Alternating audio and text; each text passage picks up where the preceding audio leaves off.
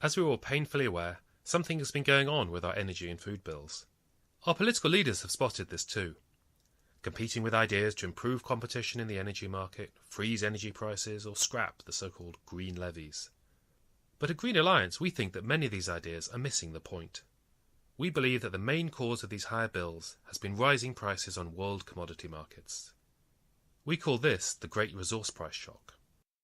My name is Julian Morgan, and I am the Chief Economist at the Green Alliance. This presentation investigates the Great Resource Price Shock, how it has affected us, and what we can do about it. For much of the 20th century, the cost of basic commodities such as energy, food, metals and minerals increased only gradually, so we had little difficulty paying for them. Yes, there were times when commodity prices shot up, often due to supply shortages caused by events such as wars or bad harvests. But normally this just affected some commodities, and in a few years prices fell back. About the turn of the millennium, something changed.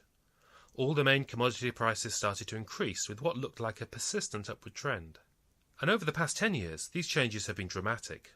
World food prices have doubled, metals and minerals prices trebled, and energy prices have quadrupled. So why does this matter? Well, in 2000 you could reasonably describe the UK as a country that, on balance, imported food and exported energy due to our North Sea oil and gas wells. But by 2012 things had taken a turn for the worse. Not only were we importing even more food, but we'd become a net importer of energy as North Sea production went into decline. And this was at a time when these resources were rocketing in price. So how has this affected the British economy? Well, first off, the prices that we have to pay in Britain for energy and food have gone up much faster than the prices of other things such as newspapers, televisions, computers, etc. Every year between 2003 and 2013, energy and food prices rose faster than general inflation.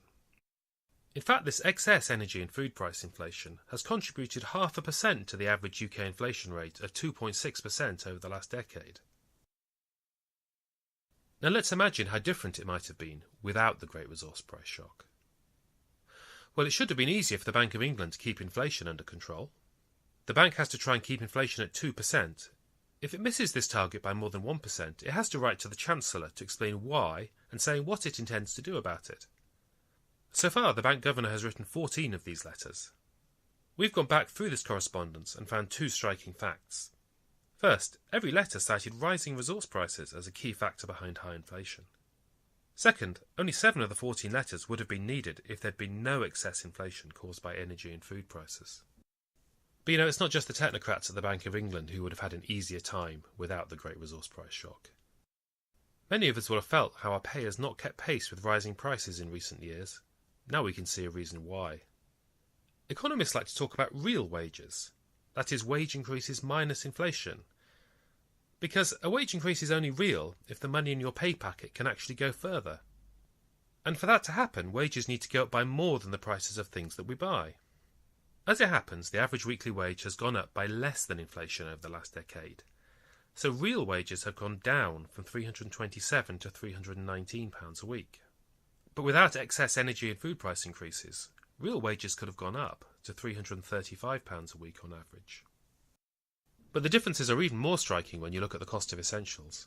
In 2012, the typical British household spent £2,954 on food and £1,206 on household energy. We've looked at what it would have cost to buy this much food and energy if prices had just kept pace with normal inflation, and found that a typical British household could have saved £421 on its food shops and £587 on its energy bills. But enough talk of typical households, as we know that we're all different. One group in particular has been more affected by the Great Resource Price Shock: those on low incomes.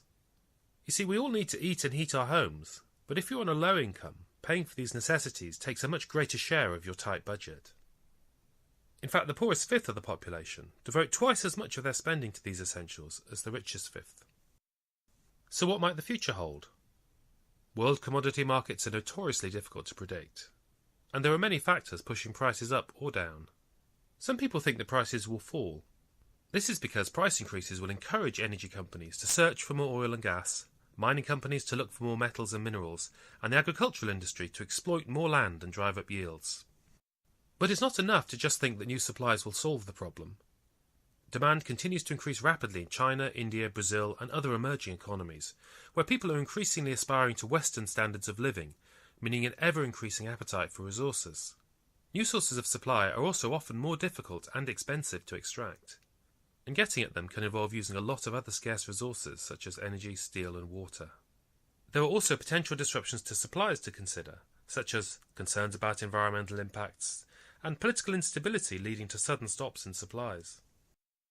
So what if the Great Resource Price Shock continued to the year 2020 and increasing energy and food prices carried on contributing 0.5% to our inflation rate? Our household fuel bills could go up by another £1,160 and our food shop could cost another £515, over and above normal inflation. So what can we do about it? We see three possibilities. One option, of course, is just to hope for the best. This means believing that we can carry on finding new resources to keep up with the ever-expanding demand.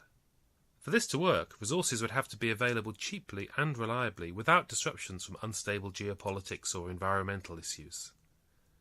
We could be lucky, but we would always be vulnerable to factors we can't control. Another option is to secure resources from abroad.